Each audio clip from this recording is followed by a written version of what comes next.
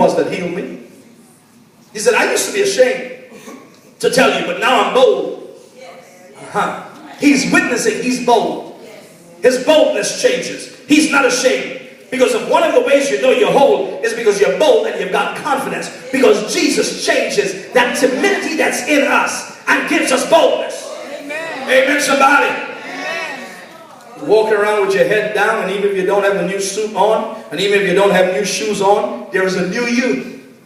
When Jesus comes into your life, there is a new you. Amen. You looked at your hands look new. You looked at your feet, and your feet look new too. Amen somebody. Do you want to be made whole? Before Jesus can take you to the next level, he's got to get you right on the inside. Here you're talking about a new house when you need a new heart. Here you're talking about a new car and you need a new cause. Here you're talking about a new man and you need a new you. If you get yourself together, then some of the things you think you really need, you'll realize you don't really need it. I thought I needed him, but what I really needed is just to be made whole. Jesus can do it because he's the God of the impossible.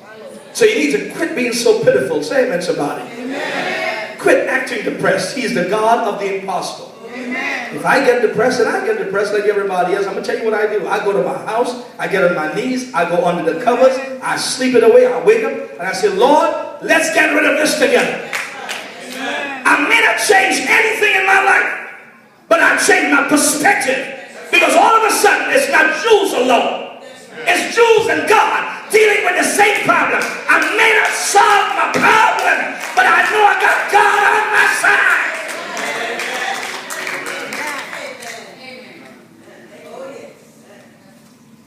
But limiting what you can have. Quit thinking everybody can have it but you. Impossible what? He's the God of the impossible. Amen. Impossible relationships. Impossible crises. Crazy children. Bad marriage.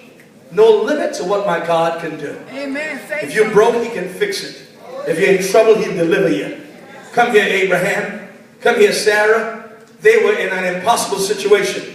But God blessed that old couple to have an impossible baby at an impossible age. He's 100. His wife was 90 years old.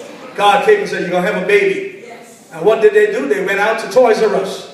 And they went to Babies R Us. And they bought a baby pen, and they bought Infomil, amen somebody. They bought Pampers and baby wipes, and they put it in the house because God said, we'll have a baby. In 9 months, a bouncing baby boy was born. Say amen somebody.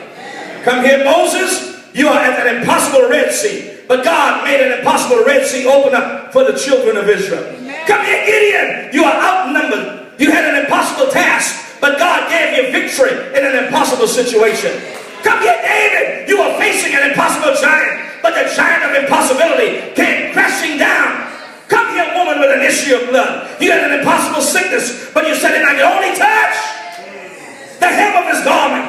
I don't have to talk to him. And she had an impossible sickness reversed because he is the Lord of the impossible. Say amen, somebody. Do you have any rivers that seem uncrossable? Do you have any mountains you can't climb? God specializes in things that seem impossible. Amen. Remember, the devil wants you to stay at the pool.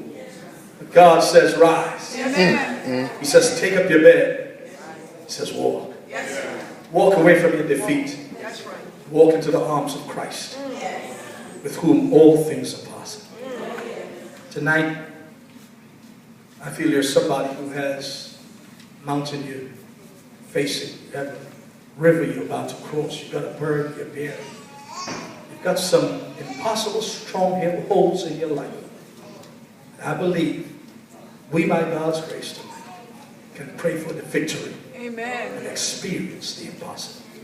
Now I want you to stand to your feet. I want you to turn towards someone else. I want you to pray for your partner. And I want your partner to pray for you. Our Pastor Mason, will come and pray for all of us tonight. And we'll pray for victory in our impossible situations. God will bless us. Give us the victory that we seek. And help us to experience impossibility.